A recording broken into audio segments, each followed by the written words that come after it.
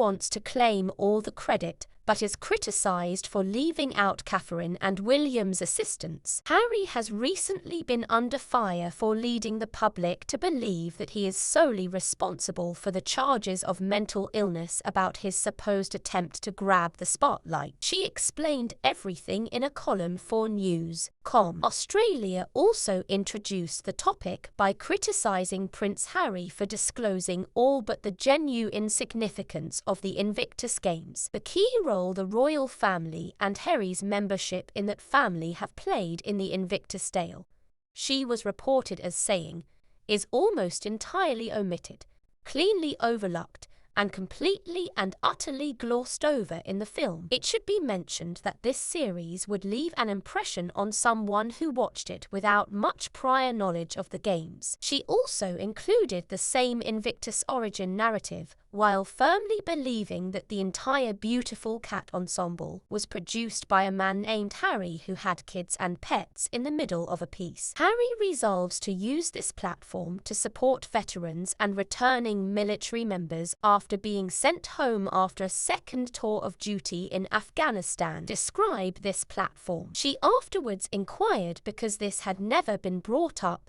stating that if the terms royal family or monarchy had even been uttered once in the heart, it would have been completely missed. Miss also believes she was quoted as saying that if someone didn't know any better, they'd have to assume that Harry and only Harry, who is a member of the royal family, had taken up and passionately run with the cause of mental health. However, this is far from the whole truth or the full picture. William and Kate somehow, even though one of the first organizations Princess Kate became the patron of was the children's mental health charity called Place to Be, which she later took over from Anna Freud's Center, and the Maternal Mental Health Alliance later as well, the Prince and Princess of Wales have been completely omitted from the history of the royal family and mental health work. In 2016, the three of them utilized their joint royal foundation to start working together,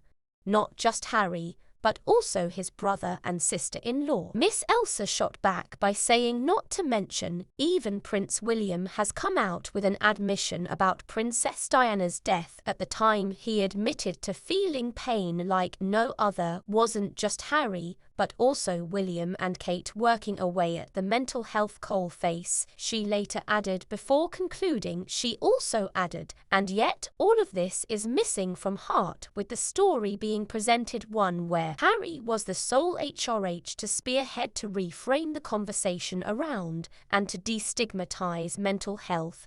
Any part played by anyone else is overlooked in the contributions of the Waleses on this front are entirely omitted. According to the Daily Beast, friends of Prince William and Catherine have said the couple are nervous that Harry's visit to London next week could overshadow the one-year anniversary of the death of Queen Elizabeth II, especially if the exiled prince stirs up controversy and interviews to publicize his new Netflix series Heart of Invictus and the Invictus Games themselves, which start next week. They are concerned because William has demonstrated how vicious he is about abandoning his family to further his ambition, and they don't want the dignity of the day to be marred by yet another outburst, the friend added.